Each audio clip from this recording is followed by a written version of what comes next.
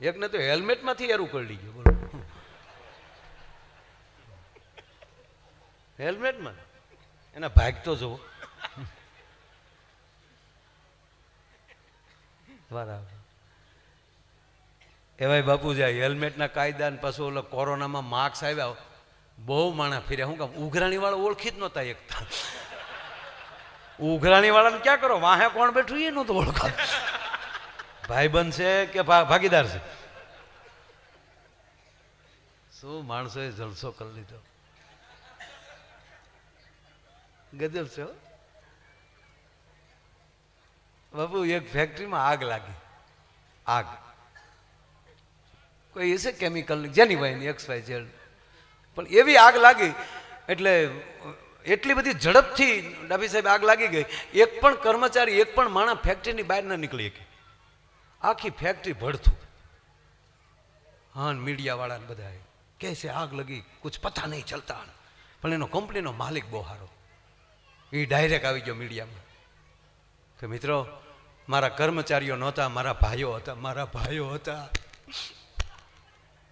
મારા ભાઈઓ હતા, મારા કર્મચારી નહોતા, મારા ભાગીદારો હતા.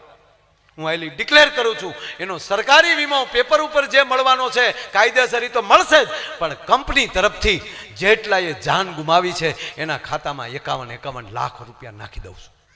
હવે જે કામ કરતા એના ઘરના ટીવી તો જોતા જ હોય ને, એ હજળ થઈ દે. એક બાય કોક જ હોય આવું, હજળ થઈ ગયા. ક્યાં માલિક થોડો કહેવાય, ભગવાન કહેવાય, ભગવાન. બટા અહીંયા આવી તો આ હમાસાર આવે, આ જે તાર બાપા જે કંપનીમાં કામ કરતા ઈ જ હળગી. હા મમ્મી, મોમ ઈ તે મનમાં થવા મળ્યો ખાતામાં 51 લાખ આવે છે. હવે 51 લાખનો બાપુ હરખ રાખવો, ઈ દબાવીને પાછું રોવું કેવું અઘરું થતું છે. બેઠી બેઠી ભગવાનની મરજી હોય એવું થાય. એમાં થોડા કોઈ બાપનું હાલે. બાપા વિધિના કોઈ ન ફેરવે આંકડા. માણસ એ દુઃખ તો થાય. બટા લાય તાર બાપાનો ફોટો, આગળ જરૂર પડશે. છોકરે ફોટો આપ્યો, પણ ફોટામાં પોપટભાઈ ઓલી માખ્યું બે બેન કાળી ટીલિયું પડી ગયેલી. એ બેને ફોટો, મને સપનામાં નહોતું, મારે ફોટો હારો કરવા પડશે. એ ભગવાન એને આંખમાં શાંતિ દેજો. એ બટા તારું ધ્યાન રાખજે મારા દીકરા, અને તમે તે તમારા આંખમાં સદગતિ કરજો. માયાભાઈ નો પ્રોગ્રામ રાખજો. 51 લાખ હજી બિચારી આમાં ફોટો સાફ કરતી જાય ને ધોતી જાય, ત્યાં દરવાજે ટકોરા થયા. એમ નહીં,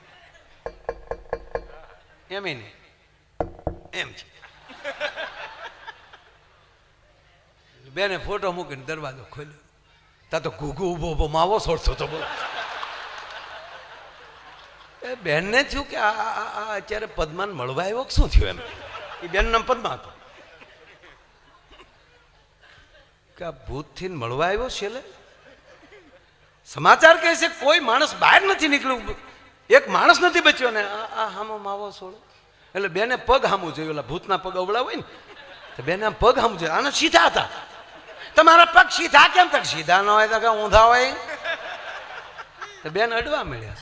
બોલો કે હું છે પણ દરવાજા તો અંદર તો આવવા દે. અંદર કેમ આવવા દેવું? તમારી ફેક્ટરીમાં આગ નથી લાગી? કે લાગી ને, લાગવા વાળી લાગી ગઈ.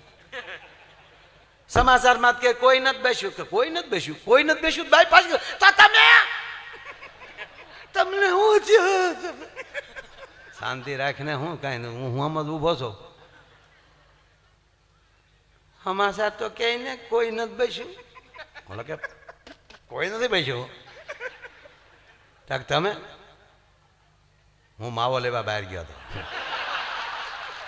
પછી જે બાપુ બાઈ ખીજાણી, કેતું નહીં કહો માવા બેન કરો, માવા બેન કરો, પણ વ્યસન વાળી બાળું નથી આવો. કારણ કે માવો 51 લાખનો છો સાહેબ. આ એની વાતું ન રહે બાપ. હે વાતું તો જેને સમર્પણ કર્યું હોય, જેના ખોળિયા જુદાના હાથમાં એક હોય, એટલું નહીં બાપ, એક ટકનું બાપુ અનાજ ન હોય ઘરમાં. અને ગરધણી ને એટલું કીધું હોય કે કામ કરજો ને, હાથે તપેલી ઉતારું છું ને હાથ દાજી જાય છે. થોડું ઘણું કામ મળે ને પૈસા થાય તો હાણચી લેતા આવજો ને. બાપુ જાય હાણચી લેવા અને એને બદલે હાથ મહેમાનને લાવીને ઉભા રાખી દે સાહેબ. અને મહેમાનને ગરધણીને ખબર ન પડે એમ હાથેના ભાણા હાચવી લઈને એ અર્ધાંગની છે, એ જગદંબા છે. એટલે કીધું કે જેના ઘરમાં સરસ્વતી જેવી જગદંબા બેઠી હોય ને એનો પતિ સર્જક બની શકે. જેના ઘરમાં લક્ષ્મી જેવી ભગવતી બેઠી હોય ને એ આવા માંડવા નાખી શકે. અને જેના ઘરમાં ભવાની બેઠી હોય એનો ધણી દેશના હિમાળા હાચવીને મિલિટરીમાં ભરતી થઈ શકે છે, એ રુદ્ર બની શકે.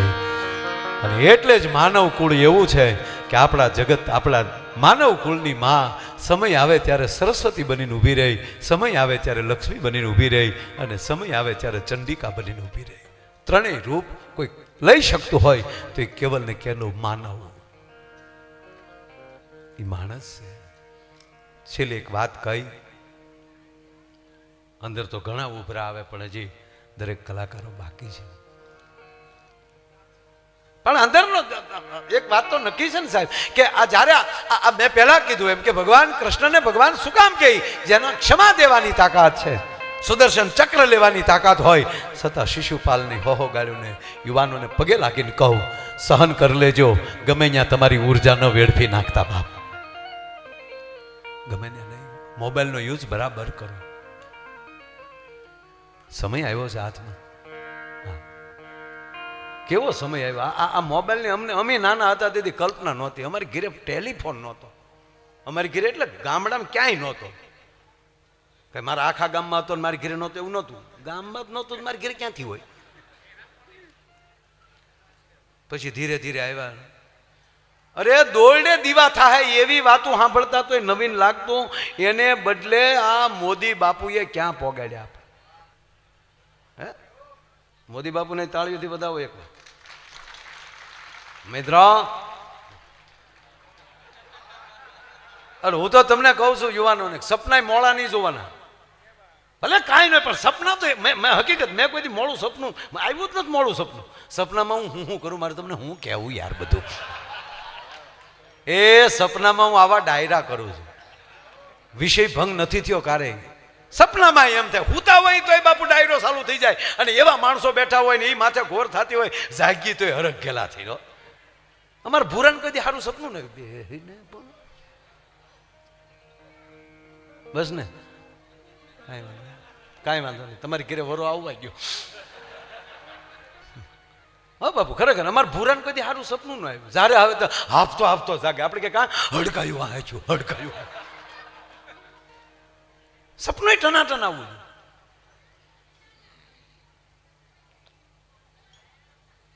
ઓસમાનભાઈ કીધું ને કેટલા વર્ષથી, આમ મારે 28 વર્ષ થયા. આમ 28 વર્ષથી આ બધા સંતોના શરણમાં થઈ.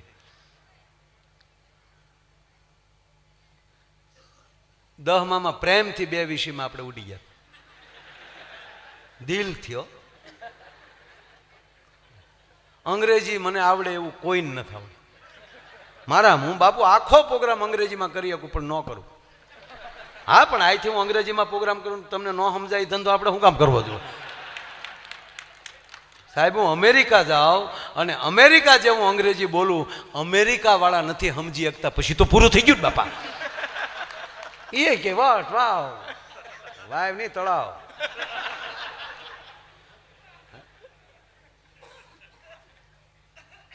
કોઈથી ઢીલું નહીં પડવાનું. મને ઘણા કહે, મને કે તમે આ પરદેશમાં જાઓ તો તમને અંગ્રેજી આવડે? મેં બિલકુલ નહીં. તો મને કે મૂંઝાતા નહીં હોવ? હું કોઈ મૂંઝાવાનો ઈશારો રાખ્યો? જેને 450 વર્ષ છે અંગ્રેજી ભાષા, થોડું ઘણું 1200 વર્ષ પહેલા અંગ્રેજો આપણેથી નોખા થયા, પણ હાસી જમાવટ એને 450 વર્ષથી થઈ, ઉત્પત્તિ થઈ. અને આપણને એવું પૂંભળું મૂકી દીધું અંગ્રેજી બોલે એને VIP કહેવાય. ના, સંસ્કૃત બોલે ને એ વીઆઈપી કહેવાય સાહેબ. જ્યાં લખો એના લખી લેજો.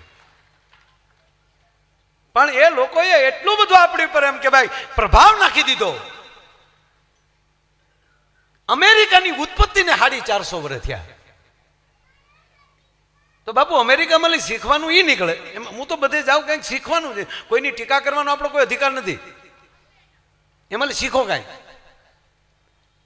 450 વર્ષ પહેલા અમેરિકા નામની સીજ નહોતી અને 450 વર્ષ પછી એની સ્થાપના થાય, જ્યાં માણસનો વસવાટ થાય, પછી એનો વિકાસ થાય અને વિશ્વ સત્તા લઈ લેતું હોય. તમે કલ્પના કરો તો ભારત ક્યાં હતો સાહેબ? 1250 વર્ષ પહેલા અહીંયા નાલંદા જેવી વિદ્યાપીઠો હતી, વલ્ભી જેવી વિદ્યાપીઠો હતી, ચાણક્ય જેવા શિક્ષકો હતા. એટલું નહીં, 5000 વર્ષ પહેલા યદા યદા હિ ધર્મસ્ય જ્ઞાન નિર્ભાવતી ભારતમ અભયુદ્ધાનામ ધર્મસ્ય તદાત્માનમ સુજામ્યહમ પરિત્રાણાય સાધુનામ વિનાચાય ચ દુષ્કૃતામ ધર્મ સંસ્થાપનાર્થાય સંભવાની યુગે યુગે. જેની 5500 વર્ષ પહેલા જે ઘટના બની એ ભાગવત આજ સાંભળી તેમ લાગે ગઈકાલની ઘટના છે. જ્યારે તમે તમારું છોડીને બીજે ટીંગાવા મળો છો ને ત્યારે તમારું મહત્વ ઘટી જાય છે. બાકી અત્યારે 140 કરોડ થઈ, આપણે 140 કરોડ માણસના પેટના થઈ જાય તો વિશ્વમાં કોના બાપની તાકાત તમારી સામો કોઈ આવીને ઊભો રહે? પણ બધાને બોર્ડ મારવા છે, અંદર નથી કાંઈ. ખોટું લાગશે માફ કરજો. બેઠેલા તમામ હિન્દુ ભાઈઓ કે મુસ્લિમ ભાઈઓ, આમાં હિન્દુ હોય મુસલમાન હોય. મુસલમાન છે તો એને કેટલા અહીંયા બેઠા એને પૂછજો, કુરાને શરીફની આયાત એને મોઢે હશે. કયો છોકરો મસ્જિદમાં નથી જતો? અને અહીંયા બેઠા એ બાપના હમ ખાઈને એમ કયો ઘડીક બેસી જાવ, આને એટલે આને શું બીજી હશે? આને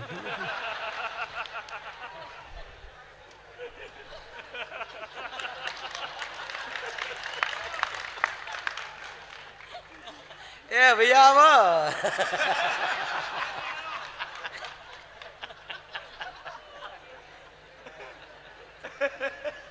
હકીકત તમને મોજ કરવા જો જરાય સારું નથી લગાડતો બાપ, બરોબર? બાપુએ બોલાવીને આવ્યા છે. આ અમારો પૈસાનો પ્રોગ્રામ નથી, આ પ્રેમનો પ્રોગ્રામ. આવા બાપને સામે બોલવાનો નહીં. ખોટી થાવ ને ભાઈ. બાપુ જય માતાજી. બાપુ ઘડીક બેહો ને.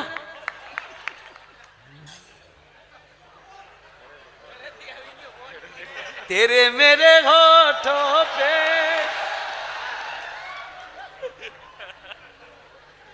બાપા લગન ગીત છે.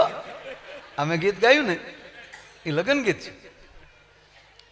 ડાભી સાહેબ આવું લગન ગીત બીજે ગવાણું ને. આ પેલા ફેરાનું ગીત છે. પેલો ફેરો ચાલુ થાય ને વગાડ.